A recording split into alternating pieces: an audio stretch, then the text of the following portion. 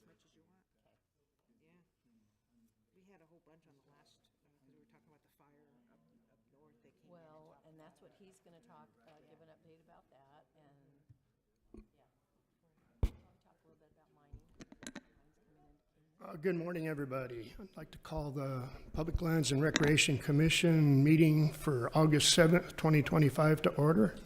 And if we could stand, Commissioner Diaz will lead us in the Pledge of Allegiance.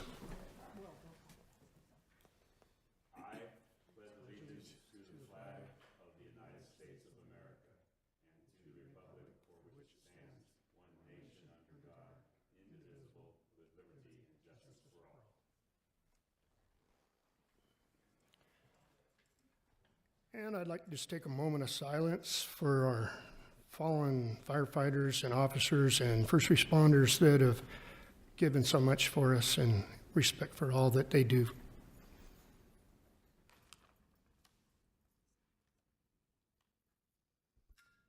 Okay, thank you. And with that, Madam Turner for a roll call. Absolutely. Commissioner Barlow. Here. Commissioner Diaz. Here. Commissioner Herrero. Commissioner Ellingson. Here. And Director Letowski. Here. And Vice Chair Smith. Here. We have a quorum. We'll go right away to item number 4. We have the privilege today of our distinguished Congressman, Paul Gosar, that's going to give us a presentation. Thank you for coming, Paul. It's my absolute pleasure.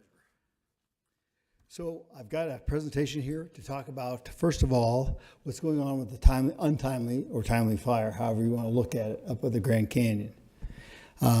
This is of concern to Congress in regards to public lands, and we're going to talk about public lands here in just a minute, overall. We see this all too often, where lightning strikes and we allow it to burn. And yet we have conditions in our forests that are beyond belief, beyond what they should be.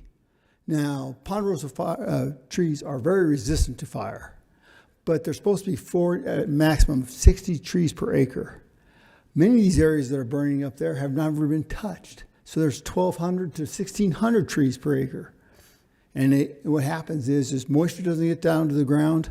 What ends up happening is it gets into the crowns, and you can't control those. You cannot control those. And now we're seeing the results of this. We lost one monumental lodge, and that should be plenty. I mean, that's way more than we should ever give up. But there's a lot of malfeasances here. So we ran, the federal government and the House ran a bill on fire right before we left. I had 2 amendments. Number one is, if lightning or any other way starts a fire and it hasn't been maintained or has not had undergrowth taken care of in the last 5 years, you immediately have to put it out. Here's why. Remember the Yarnell 19? This is exactly how it happened. We allowed a lightning fire to sit there and just go to town, and it got out of control. Number 2 is that we have to identify all those areas within the federal government or in that area that are used to put out fires or should be assets. So in this fire case, in case of point, the assets were never protected, and they never were able to be used. So we got some problems here. Now, I suspect that a lot of this is going to be coming from the Forest Service and the Park Service because they want an increase in full-time equivalents. These are hires. And as we know, that's very expensive. So what we're going to try to do is try to invigorate the industry of logging. We've got to get this back to the loggers, because when the loggers were kicked out of the forest is when we got these catastrophic wildfires. Before that time, we never did. And last time I looked, we were having a problem, with houses. So we ought to put this to work. Benefit, get paid for something for the public instead of paying for prevention. So with that, there's only tons of ideas. Now, one of the things that we really want to bring to your attention is a piece of legislation I'm working on. And it's been introduced. It's called the Lasso Act. Now, for those that don't know what happened about 2.5 years ago, the Biden administration tried to take all our public lands and even private land with conservation easements and tried to amortize them, okay? Put them on the New York Stock Exchange. We were able to break that down. But it showed the intrepid disgust that administration had for the average Joe. So we're going to put public lands back in the public and public lands. So what we came up with, and I've been dreaming about this for quite some time, is that we take 10% of all the proceeds coming off of public lands and we put it in the Social Security Trust Fund. Now, right now, it adds up to about $2 to $4 billion. That's $2 to $4 billion they don't have. But it also empowers the public. They're going to look at this portfolio and they're going to go, wow, this portfolio can be made to make 40 to 60 million for us instead of 2 to 4 billion. That's what we're trying to do. They're also going to help you with a dispute about who belongs, who doesn't. So we're empowering the public. That's coming around. Probably it'll be marked up. Well, actually, we heard in committee in September, probably marked up in October. But like I told the president, I'm not itching to get it out anytime soon until next year. It makes a big impact. Okay. Number 3, the monument designations. Okay. Now, we have been very, very astute about minimization of these monuments. And the one we picked out first will help set the precedent. Okay? You always start with one that makes it very, very hard for the other side to unequally unravel it.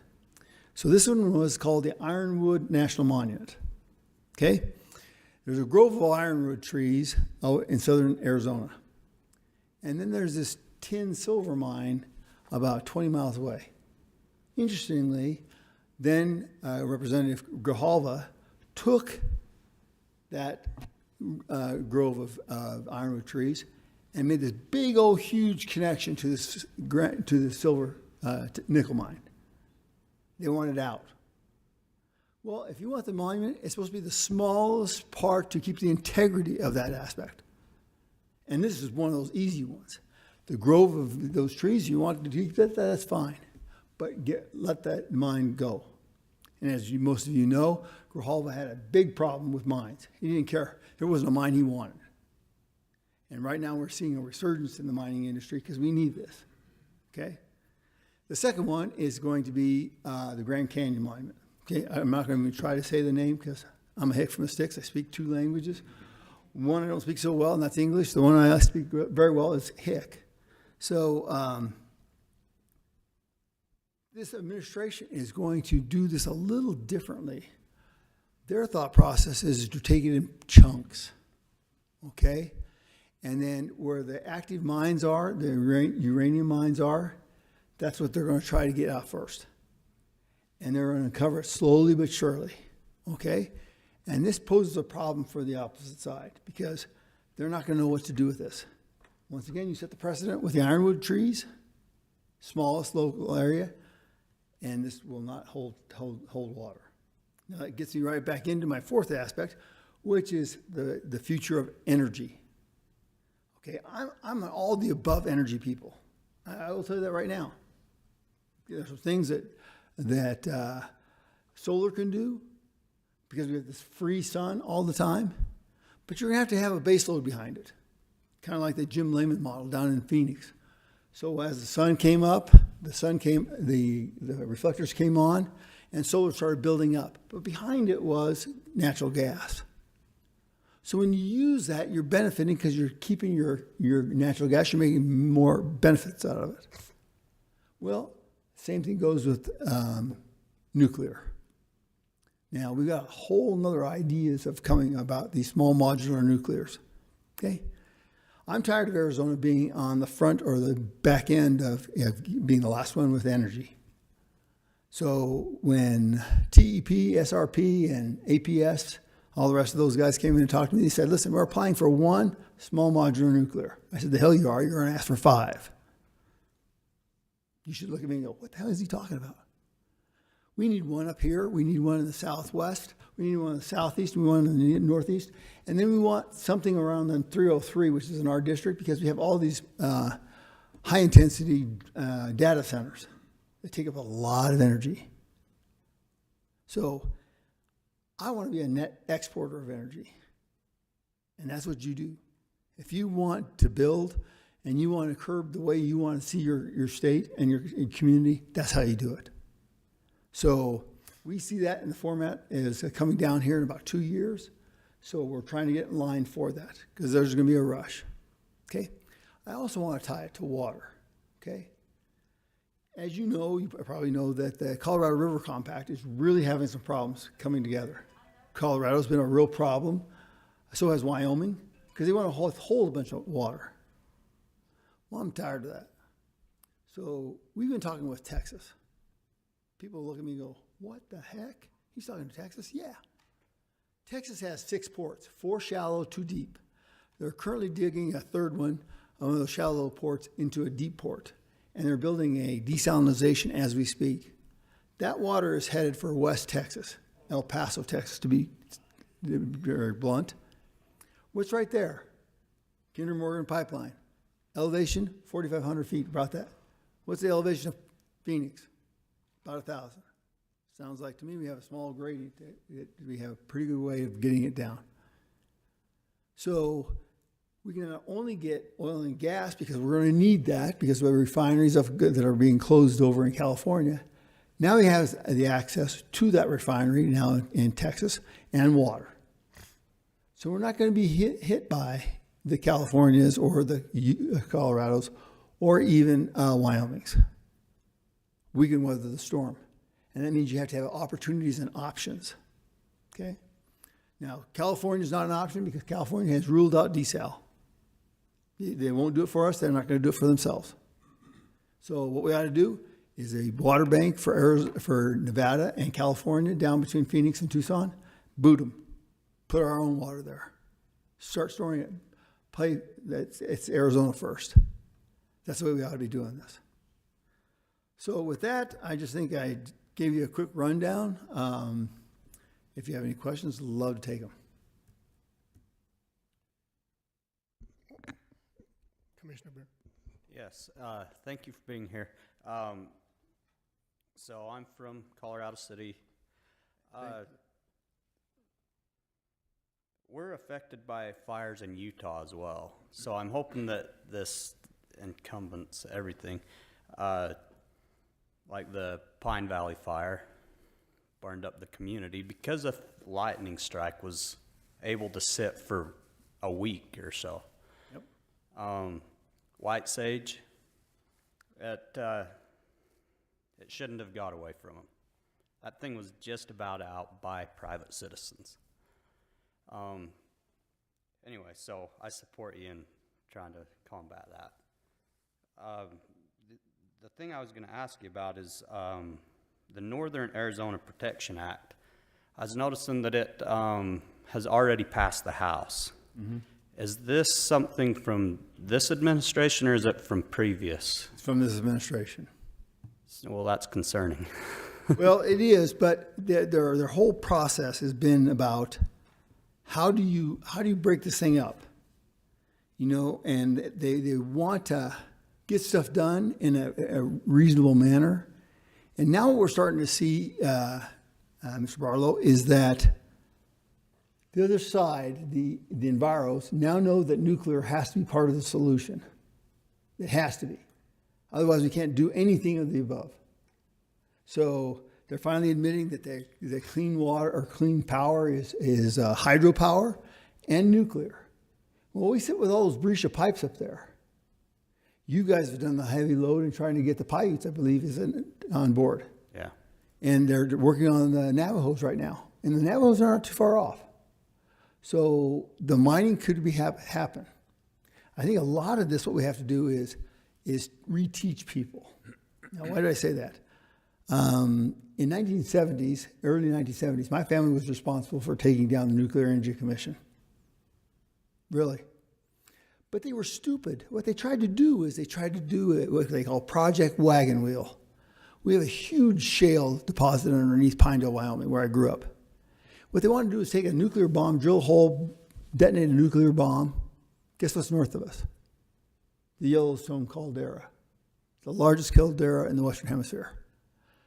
How do you control the power like that? You can't. So what ends up happening, you can ignite that caldera, and Kingman, Arizona might be the last vestige of humanity in the Western Hemisphere. That's the key. So we got to do this right. So when you look at the breccia pipes, they're a collapsed pipe. They're the lowest part of the geological formation. They're like stoppers in the caliche clays. So when you take it out, you have a one-time exposure. But every day, if you leave it in, you're going to walk over it. It's going to get rain, it's going to get wind, and you're going to be exposed to this radiation for your lifetime. What's worse? How it's been as a healthcare physician, as a healthcare provider, I can tell you, it's probably the latter. You want less of it. The other thing you get is you get subpermeation of water into the subaquifers, subterranean aquifers. So you're retaining, you're getting much better aspect of water penetrating into the subsurface. It seems like that's a win-win situation. I think what they're going about is that, remember, the house is hot. 2 years, we're supposed to be the pulse of the house. And the Senate is the kind of deliberative body. Things are going to change with that bill. Okay? So I would just say stay tuned. Okay. I can tell you, the president wants to have these things gone. And the way to do it is incrementally. Follow the law. So you want to do that? Okay, here's the justification. But in the same regards, you don't get additional forces for firefighters. You don't get the Forest Service, not BLM, all those aspects. And you take it back incrementally. And then you shoot. And one of the big things he's had a problem with is he does a lot of executive orders. But executive orders only last until the next guy comes through.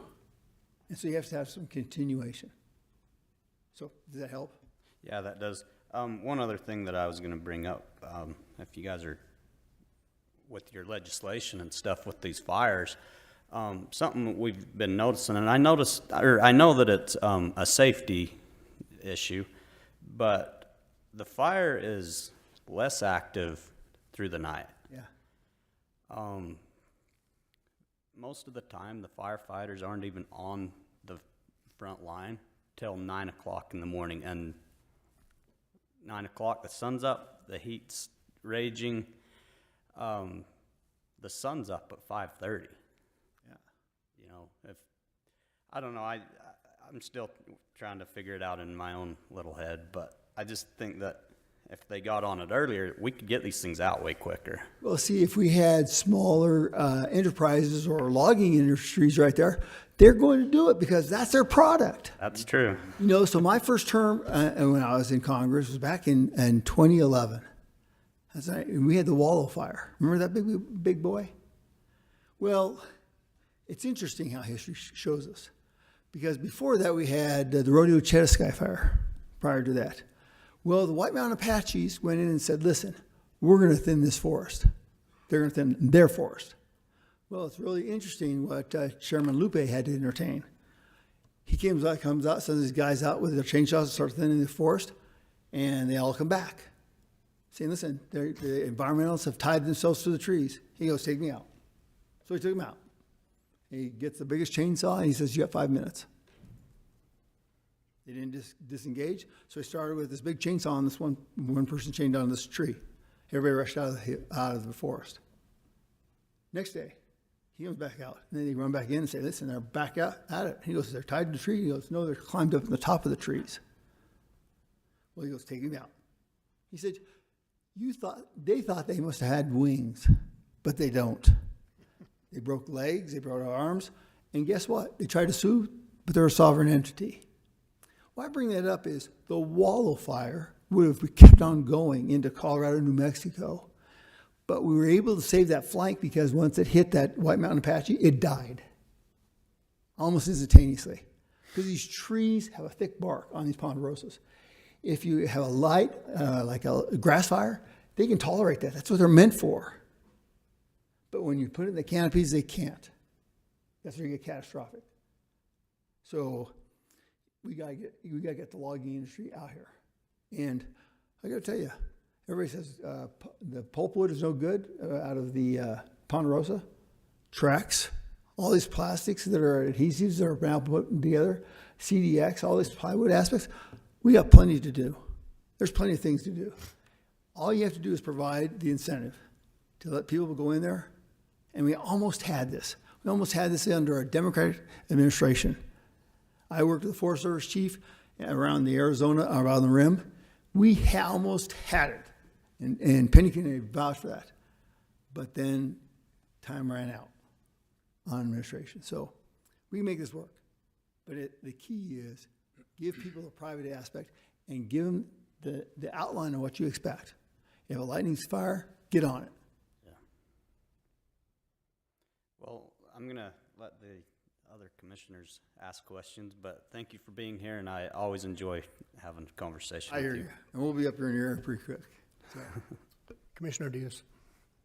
Thank you, Congressman Gosar, for coming. I have a couple of notes, and I wanted you to reiterate on something in a bit. But, you know, these fires that we talked about, and you and I have talked about also the last couple of days, they also affect other industries like insurance and so forth. And it's, Yep. you know, insurance companies are abandoning policyholders, and they won't write insurance for a new home. It's just on and on. So that's a big byproduct.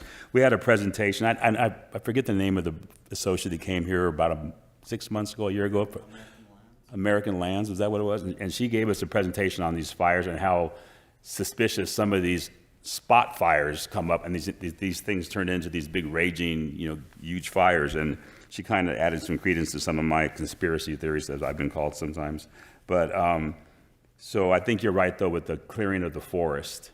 They have to be cleared so that fuel does not make these things grow into these massive fires. But you touched on water. I know Lake Havasu, we have about 60,000 residents. We use the Bureau of Reclamation, we have our entitlements are 31,000 acre feet of water. We use about 15,000 acre feet annually. So we do a good job. I'm sure Kingman does, and so does Bullhead. But you gave me some pretty astounding numbers the last couple of days about California, how they're part of the pack, and how much millions of acre feet of water that they waste into the ocean. Yep. And if we could just have them bank about what, 4, can you just talk about those numbers? Yeah, so if you were to take a helicopter and look at the investment that Arizona has done with water, it's immaculate. It is unbelievable. I would challenge you to call SRP and take a ride on a helicopter down or up the Saltwater River, looking at all the things that we have done.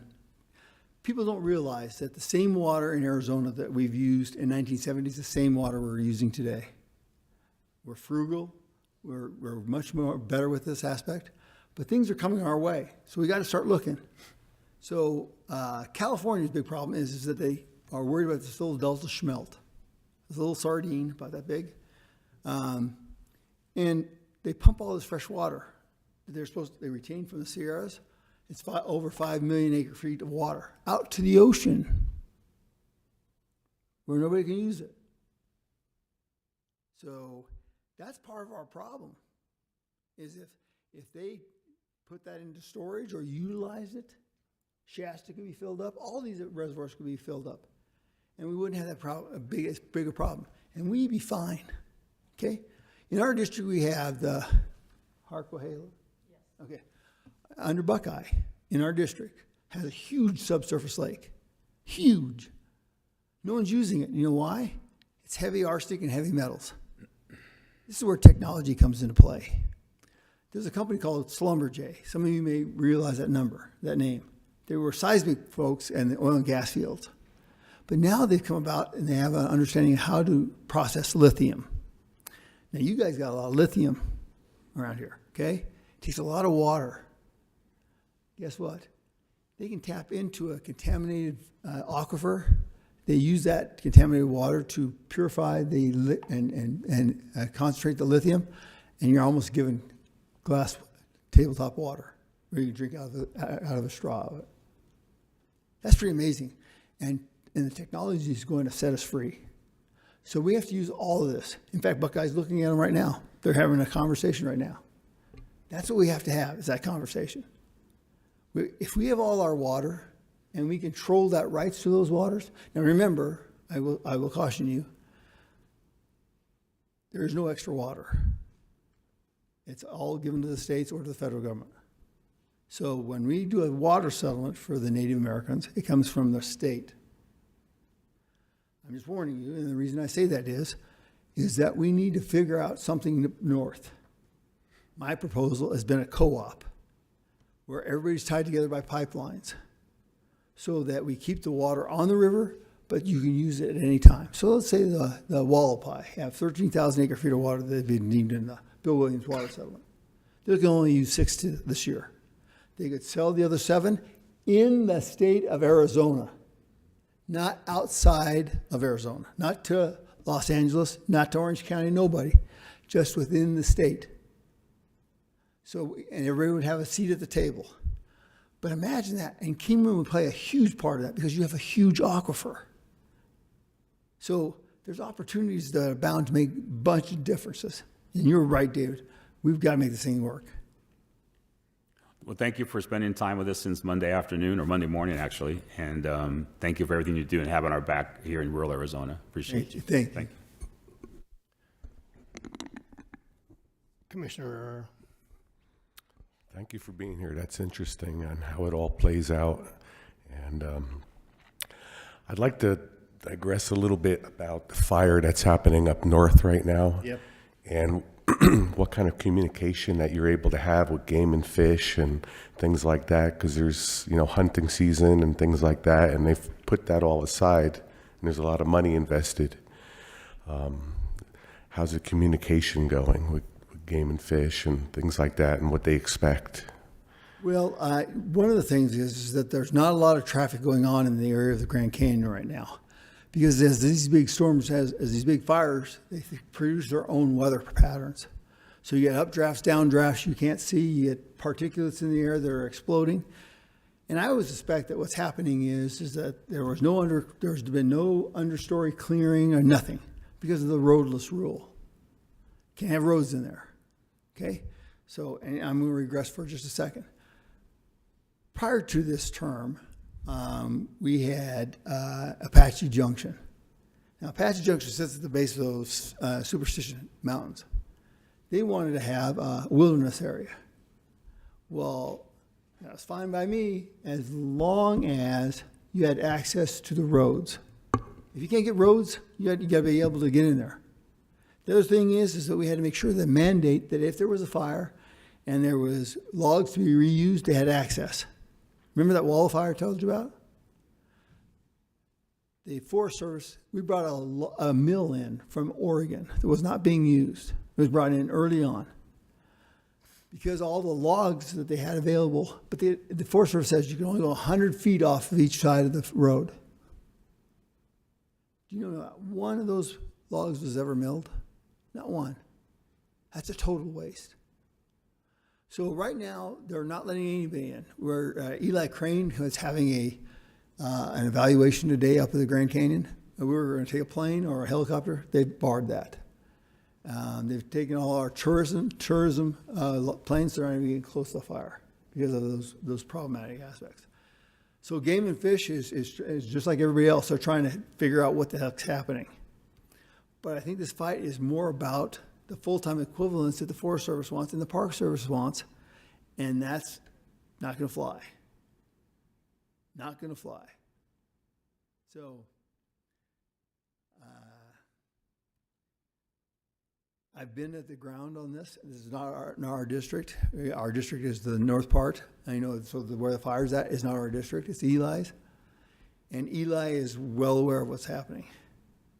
So we've been contacted by the Park Service and by the Forest Service.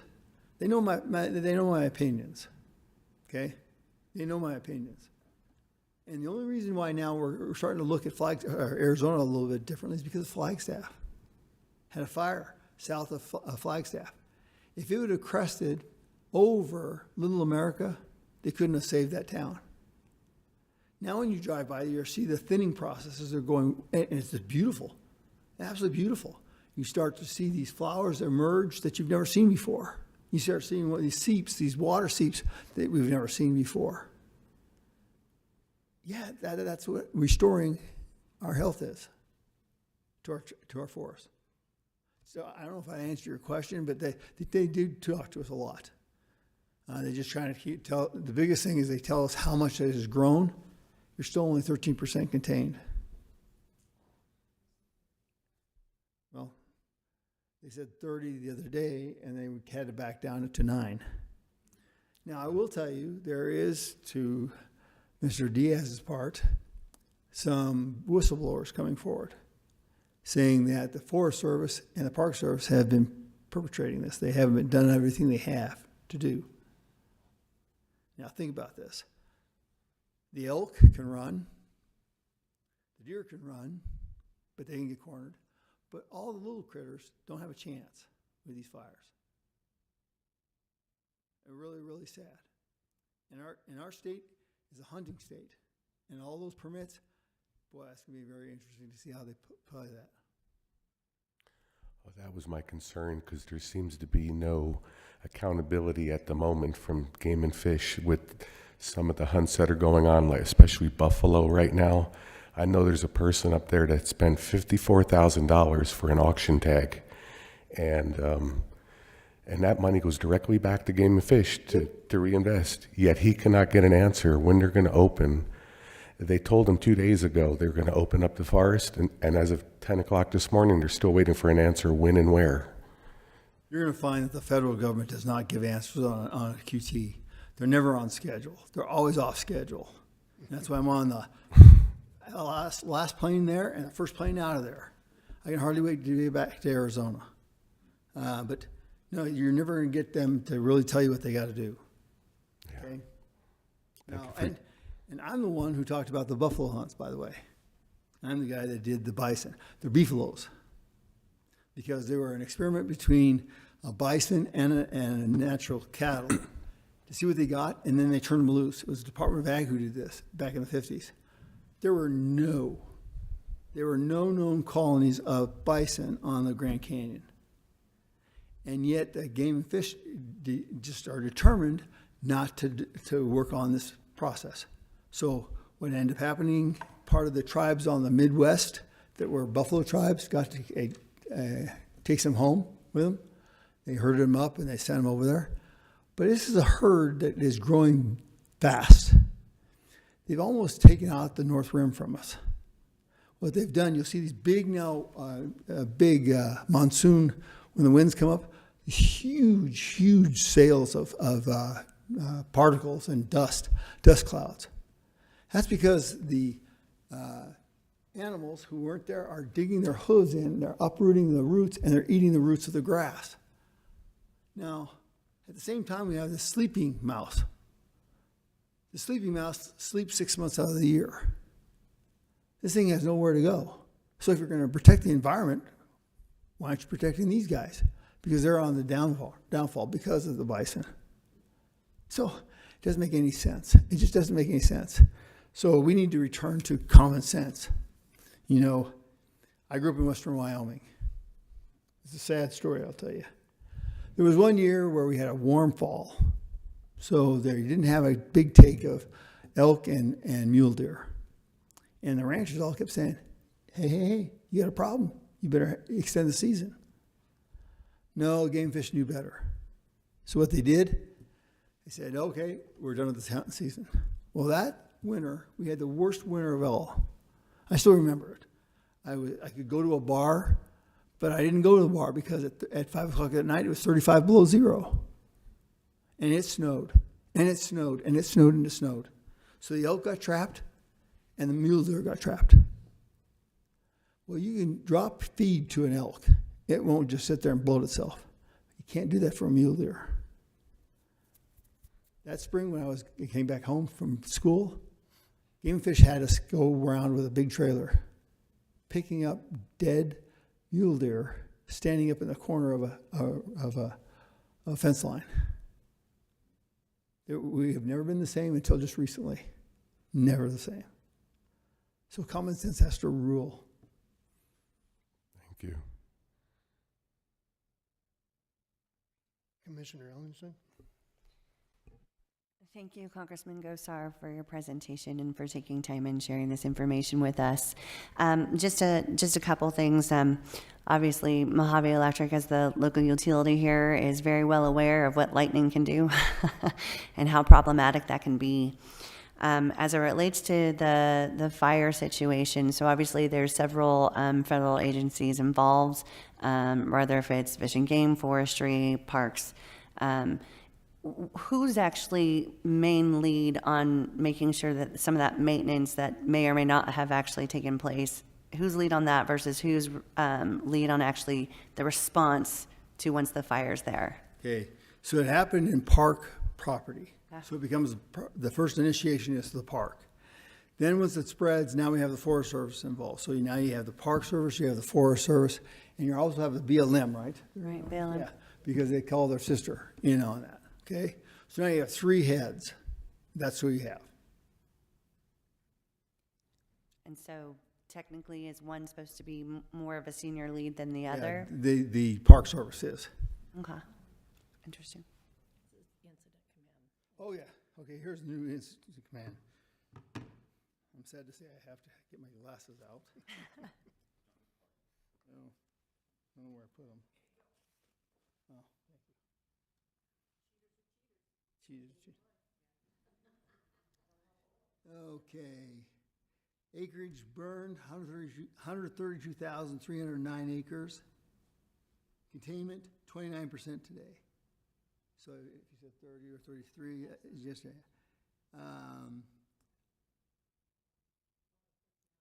yeah, they're finally putting personnel on the fire. Mixed conifer, aspen regenerative, ponderosa pine, pinyon pine.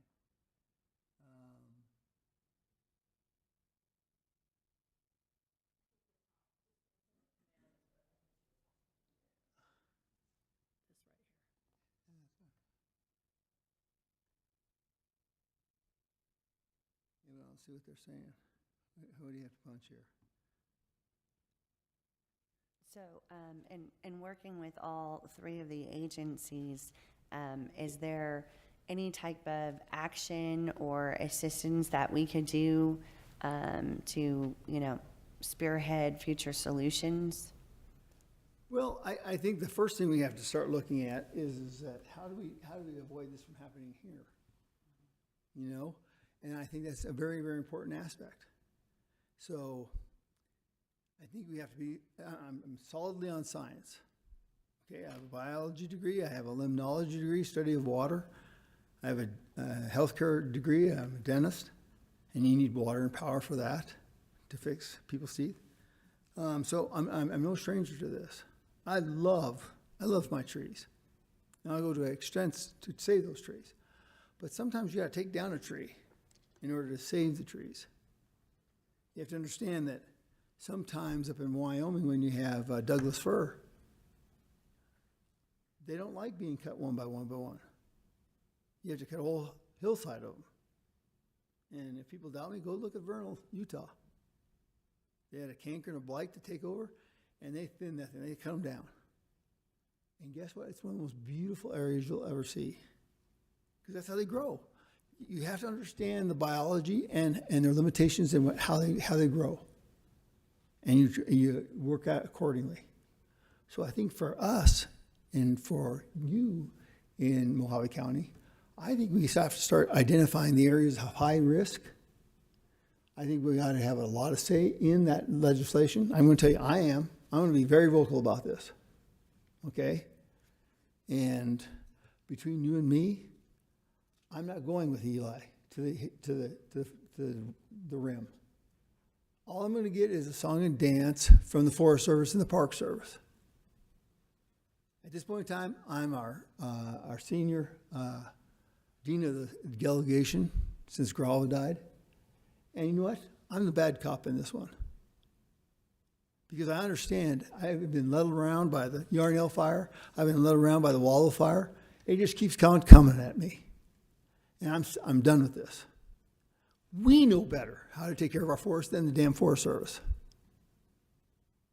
I hate to say that, but you know what? It's the truth. If these whistleblowers come forward and they're gonna tell me something, and they can prove this, it wouldn't surprise me at all. And if we can save even one life, 19 will rest assured that we won't do it again. I've looked at those widows and I said, listen, we're never gonna let this happen again. And I mean it. This is outright stupidity to allow a fire to go and waste all that stuff. And you know, if we're worried about our heat index or our contamination of our air, listen to this. One catastrophic fire, one day in a catastrophic fire, is more pollutants than a full year of the cars and trucks all combined in a state in a year. What are trees? They're filters. They're filters. So when they take in the water, they don't care if there's lead. They don't care if there's any other toxins. They're going to absorb them. So what happens when a tree blows up? These trees now are accumulated together. They're so dry that the methane runs to the edge of the tree. And what happens when the fire hits them? They explode. They explode. You've had planes go down because of these particulates that have exploded into the big turbines. You've had people die on it. There's something wrong here. Something dearly wrong. So we have to have legislation. And I am bending the president's ear. I'm going to tell you that right now. He knows it. He also knows that I am true to my word. I love being in the forest. I love being out in nature. My staff will tell you, if you can't reach me, I'm walking around with my phone out in the middle of nowhere. That's peacetime for me. So we got to make a change, big change. Well, I definitely appreciate you looking at any accountability efforts and a way to streamline things moving forward. And if we can help, please let us know. We will do that because we are also the chair of the subcommittee chair for oversight and natural resources. So it's coming to my committee. And obviously, as a utility employee, any of your conversations about regional placement of power generation sources, we'll look forward to that too. Yeah. So thank you so much for your efforts. You're surely welcome. Thank you. Commissioner Laszczyk.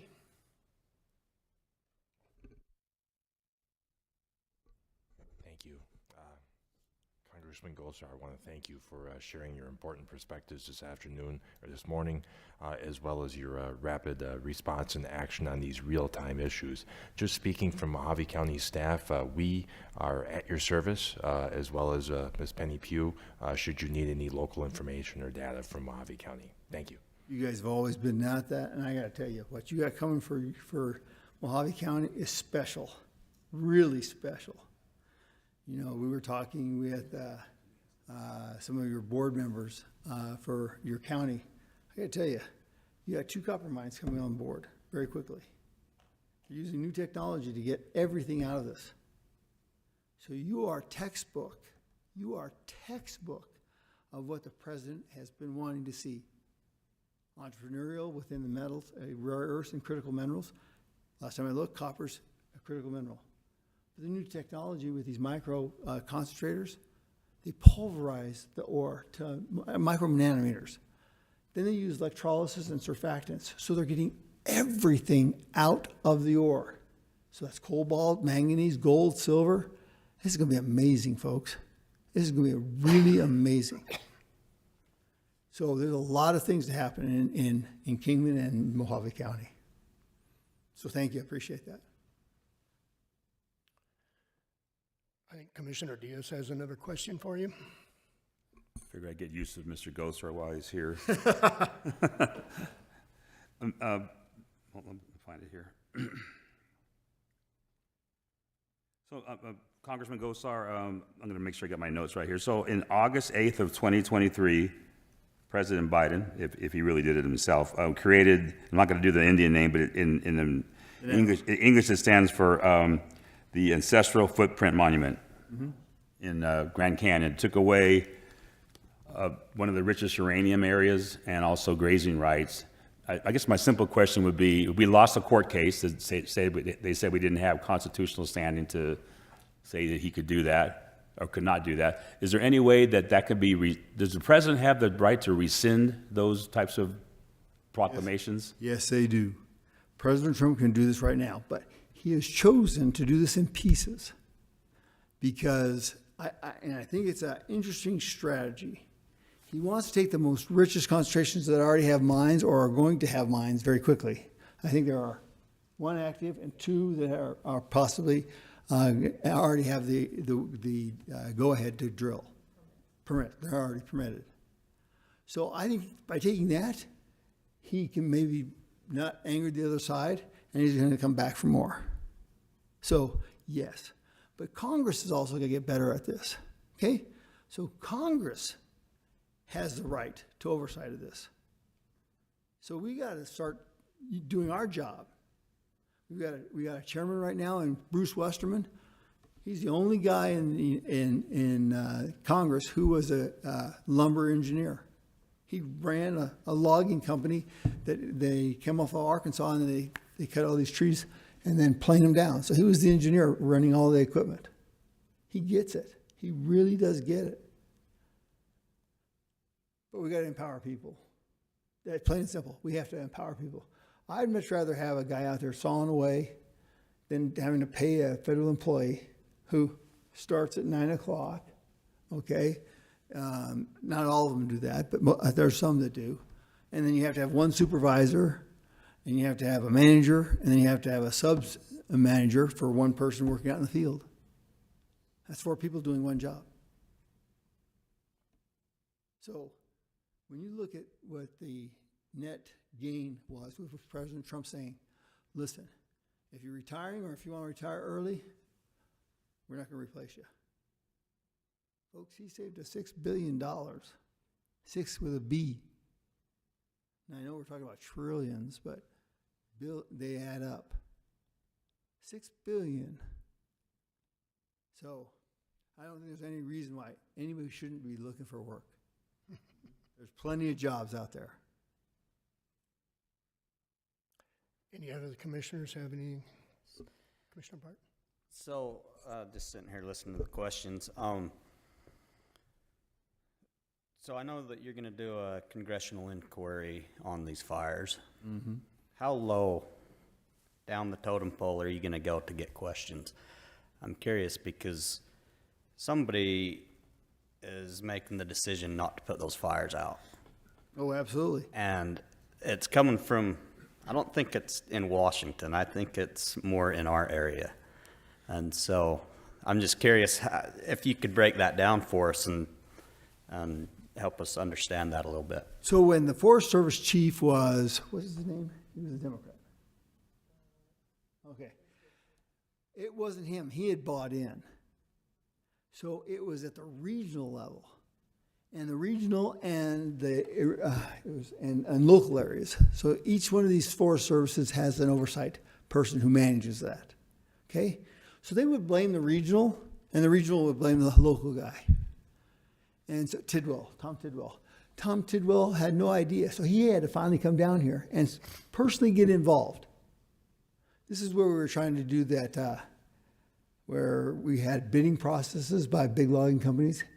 And you had to, and what my idea was that in all these areas are separated, like 1 to 9. If one company bought it up, you had to show improvement in all of them at the same time. You would just cherry pick, and you had to rehab it. We almost had that. You know, it got broken up by the regional and the local fire folks. So I'm bringing in a regional. I'm bringing in the Forest Service chief. I'm bringing in Department of Interior because they're and Department of Ag because they're overseeing both BLM and Forest Service. And I'm bringing 2 or 3 people that are going to witness something else. And you said it. You know, allow these fires to go on, and why are they carrying, hot pots, oil pots, and a fire? Yeah. If you're going to go that low, I wonder if you could bring in, say, the chief of Colorado City for White Sage, because they ended up out there, you know. Well- He has information that isn't getting around. So, I hear you loud and clear. all right. Yeah, and Fredonia. Fredonia, well, Pine Valley, Yeah. you know. Yep. Bring it back to the local. Give people that power. And this is why I will tell you over and over again, we have got to give only the federal government what is given to the federal government. The rest goes to the states in the 10th Amendment and to the people. We don't do anything really well in Washington, D.C., except make big mistakes. Over and over and over. No accountability, none whatsoever. You don't see anybody fired. It's just sick. Absolutely sick. Whereas you and I start a fire. Oh, I'll give you an example that back me up. In Oregon, we had a gentleman who had a fire, or he had a place. And he decides to do a kind of a fire maintenance. And he gets out of hand by 5 acres. He goes over on the Forest Service by 5 acres. He's sued by the Forest Service. Now get this. The very same Forest Service decides that they're going to do a prescribed burn. It gets out of hand. They burn private property of over 1,000 acres. Do you think they sued? They tried. Nope. No, can't do. Can't do that. So we got to play fair too. Great question. Anything else from the commissioners, the county staff? Yeah. Here, we got a new update. Real quick. So Commissioner Herrero asked about Penny Pugh with Congressman Gosar's office. The forest roads are starting to open up partially on the Kaibab, 89A North, and parts of, I don't know what unit you were referencing on the bison hunt, but 247, 248, 248A, and 279A. So keep checking back. Some of those are opening up north on the Kaibab. That's a start. Thank you. Yeah, and the other thing is, we're happy to help. Remember, if you can't get an answer, call us. Call Penny, and Penny can get you right on top of it. I've been sending you lots of emails. Thank you. Thank Well, you. and those buffalo hunts, the trials and tribulations I've been through with the Game and Fish was unbelievable. Because I think there's only 5, right? 2 or 5 for the hunts. So, and at first they didn't want the individual who shot the animal, to keep its pelt, nor its hooves, nor its head.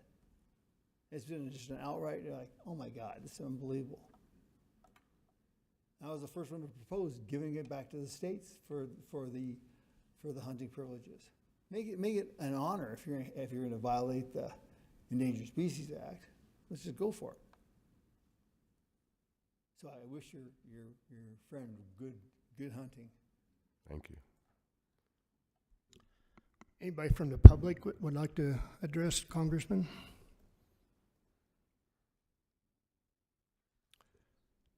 You got one right here. Excuse me.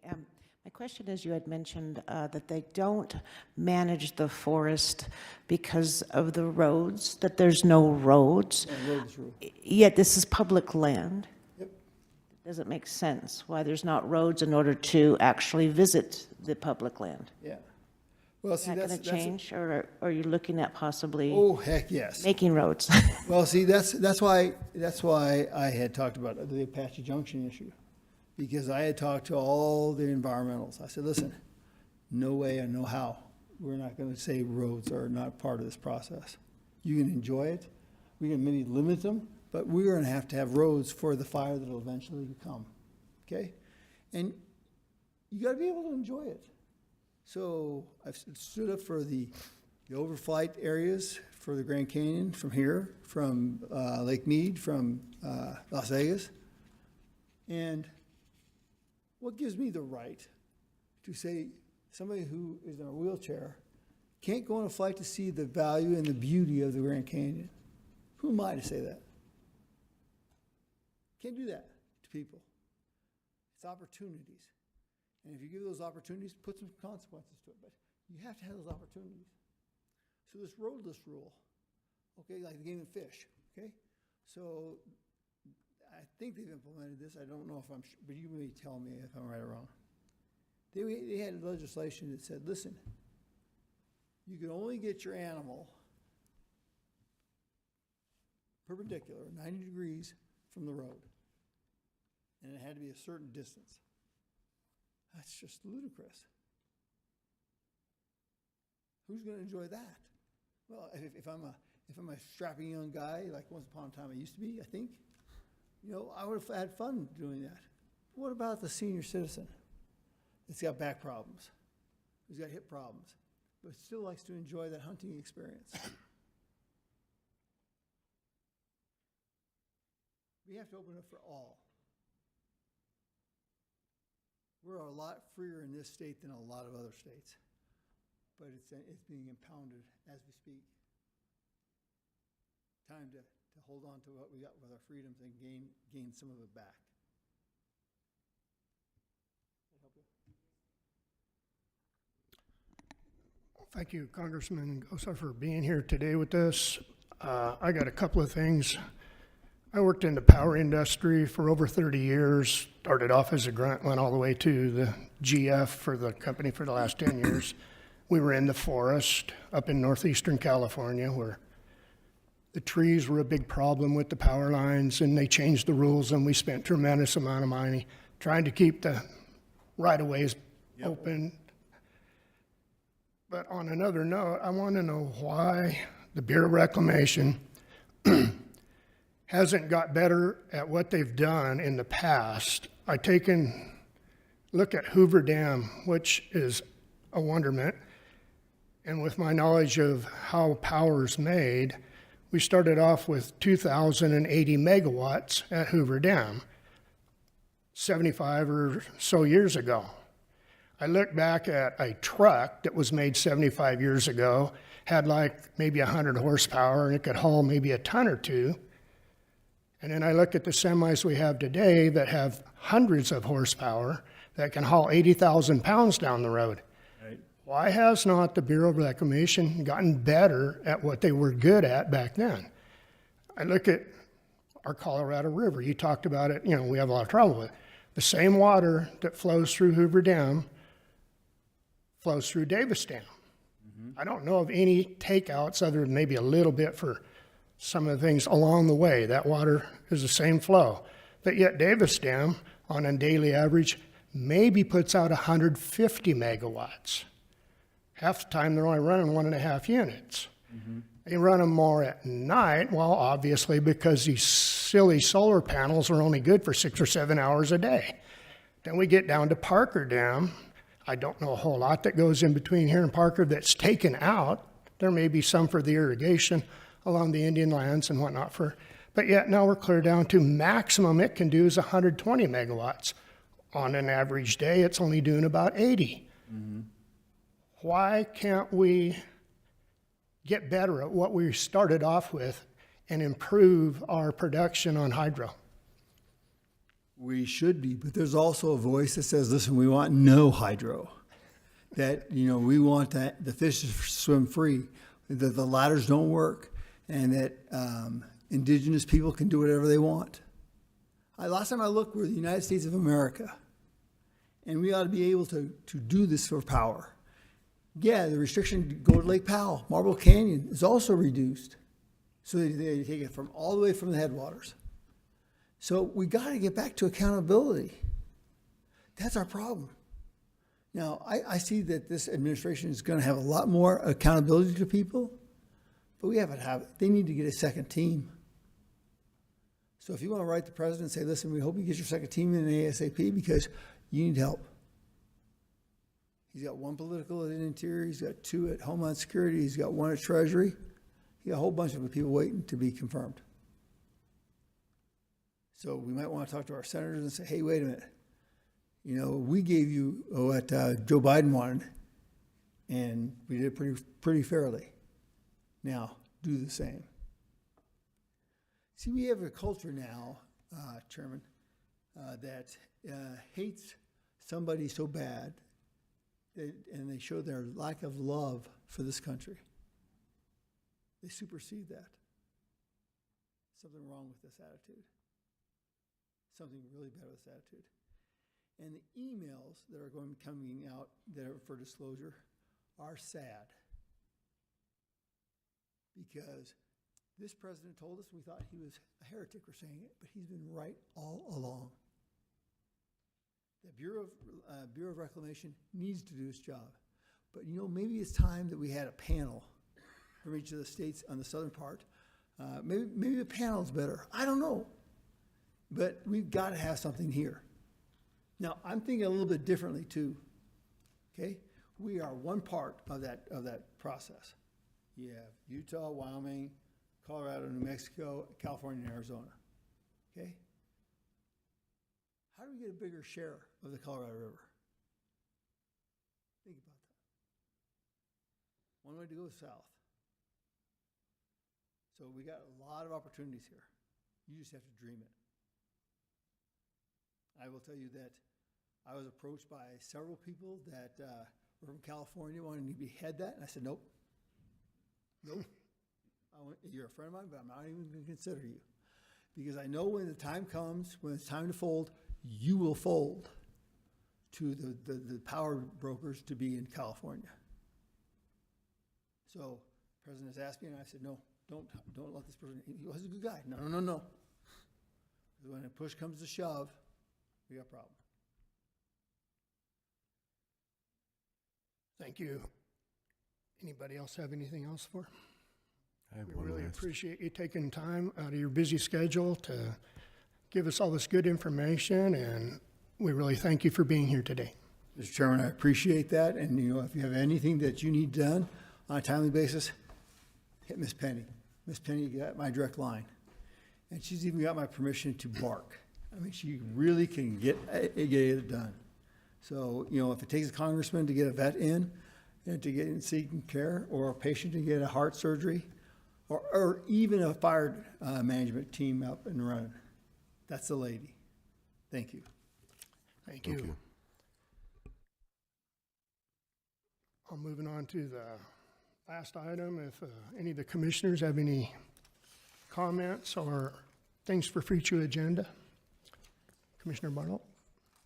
I don't have anything right off, but I just want to share or express my gratitude and concern for the safety of our firefighters. I have a cousin on the Kaibab right now, and so we just need to remember them. Thank you. Commissioner Diaz? I have nothing, Chairman. Commissioner Herrera? I have nothing at this time. Commissioner Ellingson? Commissioner Laskowski? I have nothing. Yeah.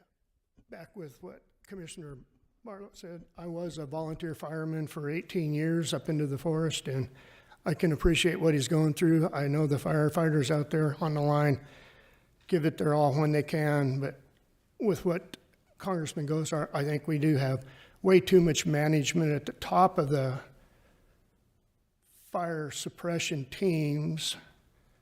I know of it from where I came from here a few years ago. We had a fire that started near the Nevada border, burnt north all the way to the Oregon border, over 1 million acres. That was the country I grew up in and spent a lot of my time in. And I saw the helicopters, the Borade bombers, all sitting on the tarmac for a whole weekend in a town near us that burnt to the ground, basically. And the management team took over the school next to my sister's house. There were 64 SUVs, pickups, and cars in the management meeting to start somebody to. So I do know that the firefighters have their hands and feet tied. And we need to get some better management with that. And with that, anybody have anything else? Okay, with that, we adjourn the meeting. Thank you.